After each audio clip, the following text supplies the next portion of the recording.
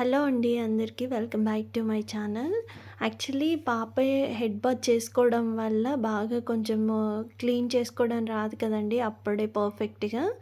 So, తనకి అలవాటు అవుతదని head bath చేసుకోమంటే సరిగ్గా రాక కూడా మరి ఏమో చుండ్రు అనేది ఫామ్ అయిందండి. అందుకని కర్డ్ ఒకటి, ఉసిరికాయ పౌడరు, మెహందీ పౌడరు, మెంతులు ఇవి మొత్తం మిక్స్ చేసి చక్కగా ఓవర్ నైట్ నానబెట్టేసి కర్డ్‌లో మంచిగా హెయిర్‌కనేది అప్లై చేస్తానండి. హాలిడే ఉన్నప్పుడల్లా ఇలా పెడుతూ ఉంటాననమాట. తద్వారా డాండ్రఫ్ అనేది కంప్లీట్‌గా తగ్గుతదనమాట పిల్లలకి. సో, నేను కూడా ఇక్కడ ఇలా పాపకి కుదిరినప్పుడల్లా పెడుతూ ఉంటాననమాట. ఇంకా కమింగ్ టు బ్యాక్ వచ్చేసి నేను మొత్తం కారం పట్టించాను కదండీ!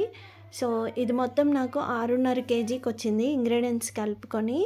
5.5 కిలోలకి 1 కిలో ఏమో పచ్చికారం పట్టించానండి. మిగిలిన దానికి ధనియాలు హాఫ్ కేజీ, మెంతులు 50 గ్రాములు, తర్వాత జీలకర్ర 200 గ్రామ్స్, రాక్ సాల్ట్ వచ్చేసి 1 కేజీ మొత్తం యాడ్ చేసి నేను మసాలా కారం పట్టించాననమాట. సో, పచ్చి కారం వచ్చేసి ఓన్లీ 1 కేజీ అనమాట అండి. ప్లెయిన్ కారము.